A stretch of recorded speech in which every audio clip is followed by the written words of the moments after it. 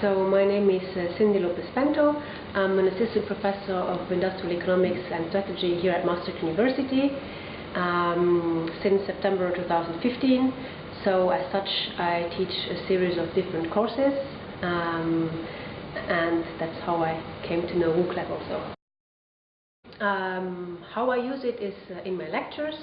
So I use it mainly in order to make the lectures a bit more interactive, so as to avoid that I talk for 2 hours and the students don't do anything. So my main objective is to keep them involved. What I use for that reason is several things, mainly the poll. So I ask questions and I ask their opinions, and I see how many percentage of the students believe one rather than another thing. Or I also use it sometimes to test their knowledge.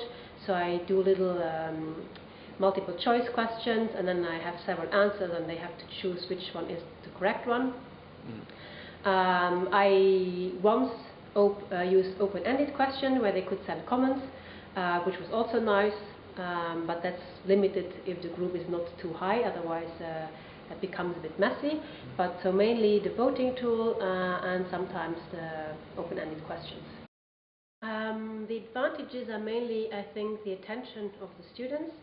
So I think they like to be involved and they like to participate rather than being passively sitting there. And WOOCLAP allows them to be actively involved in the course and in the proceedings of the course, and to have a voice in the course. I think that's a main difference. A difference between the previous period. I think it's mainly attention-based. I think they like to be involved, and rather than as an educator telling them that they are not allowed to use any mobile devices, WOOCLAP allows me to actually encourage it for educational reasons. And I think that's also something that they appreciate, that they can use what they essentially like using, and it's even encouraged and educationally valuable.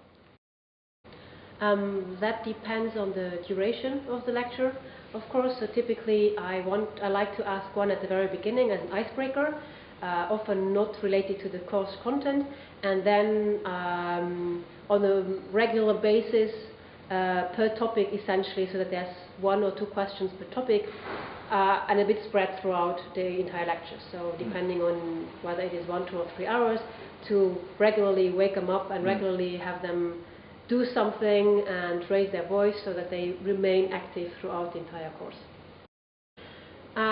It is not so much the result as such that influenced the way I teach than having the questions in the first place. So having questions and having students involved triggers their involvement, and it triggers their curiosity. So I think the approach is different, and the way you approach the students is different if you have such interactive questions.